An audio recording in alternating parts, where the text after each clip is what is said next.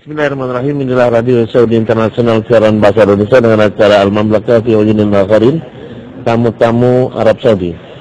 Sudah dengar, kami hadirkan tamu yang istimewa hari ini di Hotel Holiday Jeddah. Kita sapa langsung. Assalamualaikum warahmatullahi wabarakatuh.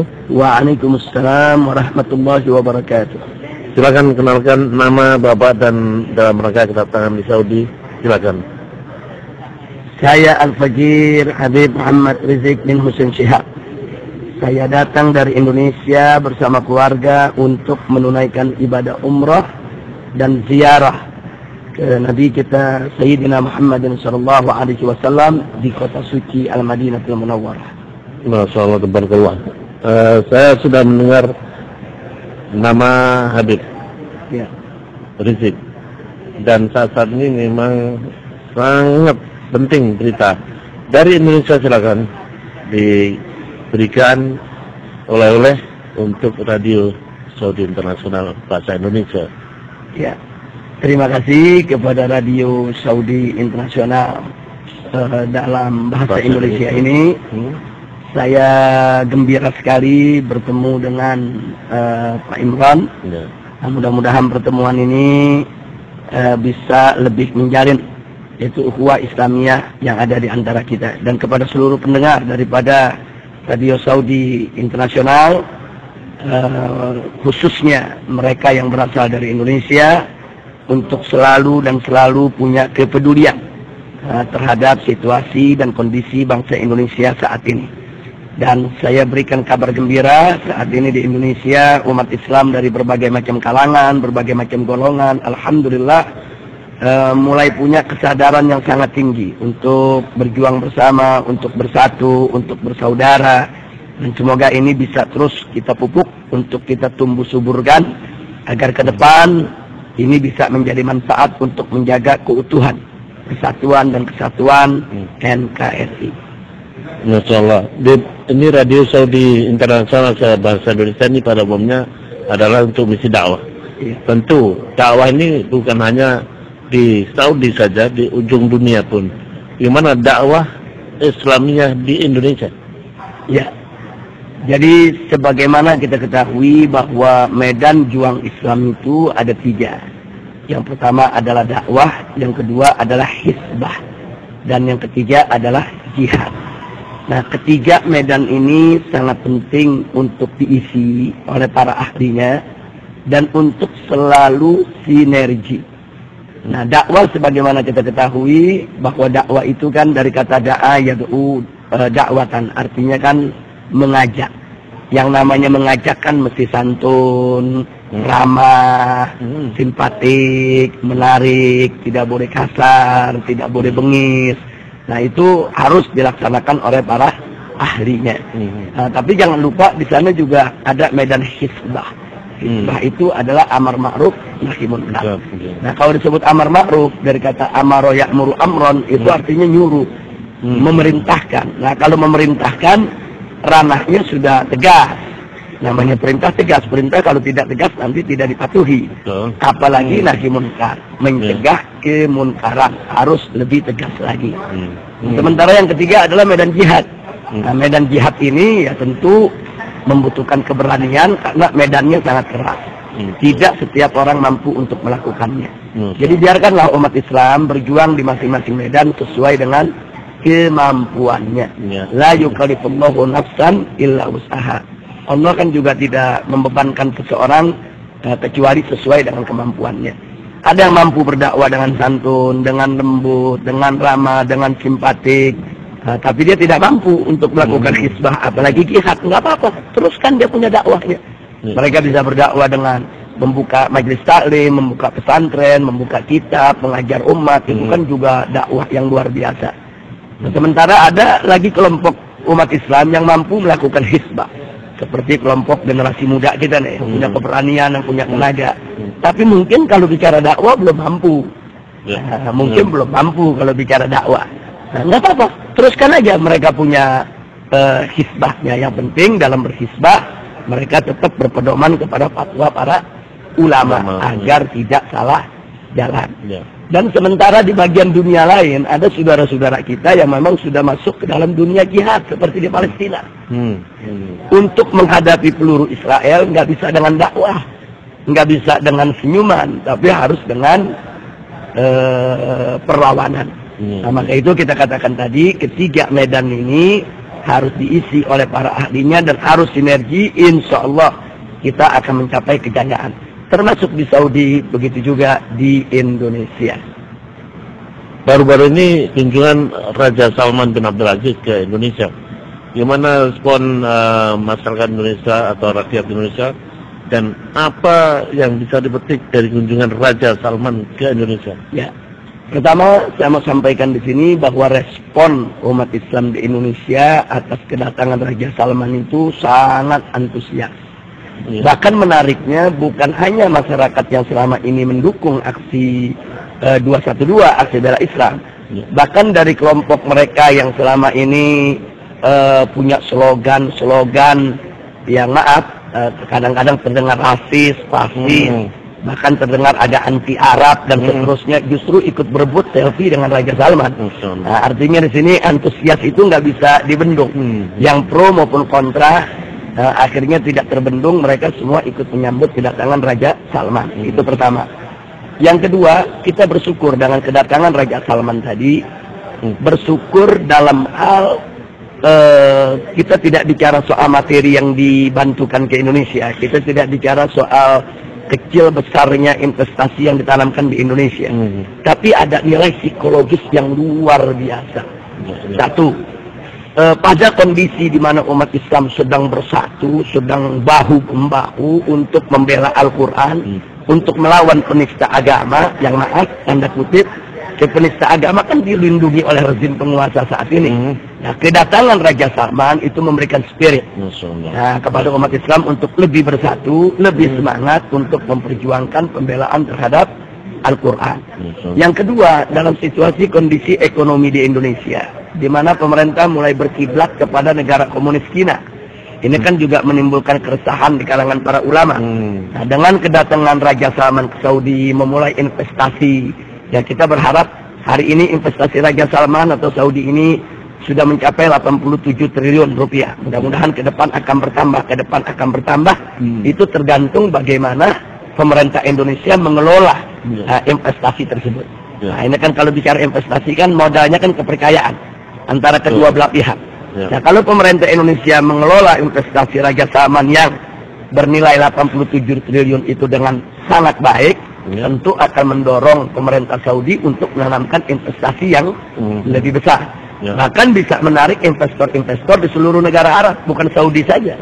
Dari Qatar, dari Emirat, dan lain sebagainya. Nah, ini menjadi obat buat kita. Artinya obat ini bisa menjadi penyeimbang. Jangan sampai Indonesia ini ekonominya dijajah oleh kapitalis Amerika dan sekutunya, atau dijajah oleh negara-negara komunis seperti Rusia dan Cina. Kita tidak anti kerjasama dengan asing. Selama ini Indonesia mau kerjasama dengan Amerika, mau kerjasama dengan Cina, kita welcome saja. Tapi dengan syarat jangan sistem daripada ekonomi, apalagi sistem politik mereka diadopsi untuk diterapkan di Indonesia. Itu yang kita tolak. Jadi kerjasama ekonomi dengan dunia manapun kan boleh saja. Kerjasama ekonomi dengan Amerika ataupun Cina kan boleh saja. Tapi jangan sampai kerjasama itu menjadi jalan bagi kaum neolit, baik neolit kapitalis maupun neolit sosialis, untuk mencengkeramkan pupuk penjajahan ekonominya di Indonesia. Nah, itu yang kita tidak mau. Maka itu kedatangan Raja Salman ini membuka wacana baru, harapan baru, supaya ke depan ini Indonesia tidak lagi berkiblat kepada negara-negara yang justru ingin menghancurkan ekonomi kita. Yang ketiga, ada informasi kepada masyarakat, karena dari Indonesia kan Raja Salman kemarin ini ke Cina juga. Kemudian di Cina kan menanamkan investasi lebih dari 700 triliun. Artinya ini kan ada isyarat buat bangsa Indonesia. Mengapain bangsa Indonesia ngemis-ngemis kepada negeri Cina komunis? Orang Cina komunisnya sendiri ngutang kok ke negara Islam Arab sini. Nah, ini kan pesan luar biasa. Seolah-olah Raja Salman ini mengatakan kau jangan bergantung kepada negara komunis. Jalin aja hubungan dengan sesama negara Islam. Negara Islam mampu memberikan investasi yang jauh lebih besar dibandingkan investasi yang diberikan oleh Cina, oleh Amerika dan lain sebagainya. Uang Amerika sendiri ngutang sama Saudi kok. Ini ada yang lebih penting lagi, karena Raja Salman pada waktu di Indonesia menetapkan al-Islam wasatiyah, Ya, bukan hulu. betul. Artinya tidak teroris, tidak Islamofobia. Bagaimana respon dari Majelis Ulama sendiri? Nah, justru apa yang dicanangkan oleh Raja Salman tersebut itu merupakan suara seluruh ulama kaum muslimin dunia. Karena pada prinsipnya kan ulama-ulama Ahlus Sunnah wal Jamaah itu adalah menjunjung tinggi prinsip aswaja. Prinsip aswaja itu kan satu, tawazun, menjaga keseimbangan. Tawassut, selalu ada di pertengahan. Kemudian jangan lupa al-insaf, jangan selalu netral, tidak berpihak kalau ada pertikaian di antara sesama sahabat. Nah, kemudian sahabat sesama muslim ya, maksudnya. Kemudian yang keempat, jangan lupa juga i'tidal. Selalu bersikap adil. Kepada musuh aja mesti adil, apalagi kepada sesama kawan. Itu kan prinsip-prinsip Ahlus Sunnah wal Jamaah. Jadi apa yang disampaikan oleh Raja Salman tentang prinsip Islam wasatiyah ini merupakan, boleh dikatakan ijma semua ulama dari dulu sampai hari ini. Hanya memang ada kelompok-kelompok sempalan yang mengatasnamakan Islam. Nah, kemudian melakukan hal-hal yang justru bertentangan dengan ajaran Islam. Jadi kita sangat mendukung. Dan apa yang disampaikan oleh Raja Salman di Indonesia bukan hanya disambut oleh Majelis Ulama, tapi juga disambut oleh Nahdlatul Ulama, disambut juga oleh Muhammadiyah, disambut juga oleh seluruh ormas-ormas Islam yang ada. Nah, jadi artinya apa yang beliau sampaikan itu justru itu yang kita perjuangkan selama ini. Nah, kita buktikan. Jadi kita ini bangsa Indonesia membuktikannya bukan hanya dengan teori. Kita buktikan, bayangkan, pada aksi 212, hampir 8 juta umat Islam berkumpul di Jakarta untuk membela Al-Quran yang dinistakan oleh seorang non-Muslim. Tapi yang terjadi apa? Walaupun mereka datang untuk bela Quran karena marah Qurannya dihina, tapi tidak ada satu non-Muslim pun yang diganggu. Jangankan non-Muslim yang diganggu, rumput-rumput pun tidak ada yang diinjak. Nah, jadi artinya kan umat Islam Indonesia ini kan sudah menunjukkan kedewasaan, sudah menunjukkan wasatiyahnya. Nah, jadi bukan lagi dalam teori ya, tapi dalam praktek. Bahkan pada saat aksi ada sepasang pengantin dari non-Muslim yang ingin ke gereja, tapi dia bingung, turun dari mobil dia bingung mau jalan kemana, jutaan orang kumpul, dia nggak punya jalan. Akhirnya dibuka oleh umat Islam jalan. Sebagian membantu membersihkan jalan, jangan sampai gaun pengantinnya kotor. Kemudian bahkan ada yang angkat itu gaun pengantin panjang itu, jangan sampai menyeret kotoran yang ada di aspal, sampai mereka aman masuk ke gereja dan mereka menikah. Artinya di sini aksi 212 yang digelar oleh umat Islam di Indonesia membuktikan di mata dunia tentang wasatiyah Islam, tentang indahnya Islam, tolerannya Islam, bagusnya Islam, rahmanya Islam, rahmatnya Islam secara praktek di lapangan, bukan lagi teori. Nah, maka itu saya sudah sampaikan ke pemerintah Indonesia, mestinya pemerintah Indonesia dalam hal ini Presiden dan seluruh jajaran kabinetnya memanfaatkan energi 212 tersebut untuk dirangkul, ya kan, untuk dirangkul dan digunakan untuk kepentingan bangsa dan negara. Nah, jadi jangan aksi 212 itu dicurigai, difitnah, katanya anti toleransi, anti NKRI, anti Pancasila, anti Bhinneka Tunggal Ika. Nah, saya curiga ada kelompok-kelompok yang memang tidak suka Indonesia aman, Indonesia damai. Ini memberikan masukan yang tidak benar ke telinga Presiden. Ini yang memberikan masukan tidak benar ke istana. Nah, sehingga akhirnya terjadi kesalahpahaman antara ulama dan umara. Nah, karena itu untuk menyelesaikan kesalahpahaman ini tidak ada jalan lain. Presiden dan seluruh jajaran kabinetnya harus terbuka untuk dialog dengan habaib, dengan ulama, dengan kiai, dengan pimpinan-pimpinan GNPF MUI. Nah, biarkan nanti Majelis Ulama Indonesia yang bisa menjembatani, menjadi jembatan antara ulama dan umara supaya duduk bareng. Yuk kita selesaikan persoalan bangsa kita secara musyawarah. Karena Indonesia negara musyawarah. Ini hubungan Arab Saudi dengan Indonesia. Apa harapan Habib ke depan? Ya, saya berharap ke depan Indonesia ini sebagai negara mayoritas Muslim terbesar di dunia seharusnya lebih berperan dalam kiprah perpolitikan internasional, khususnya dalam menciptakan perdamaian di dunia Islam, Indonesia harus lebih berperan. Contoh seperti konflik yang terjadi di Yaman, di Syria, di Irak, di Libya, di mana-mana. Indonesia mesti lebih berperan membawa bendera perdamaian. Jadi bukan Indonesia tidak boleh tidak peduli. Dan posisi Indonesia itu sangat penting, sangat strategis.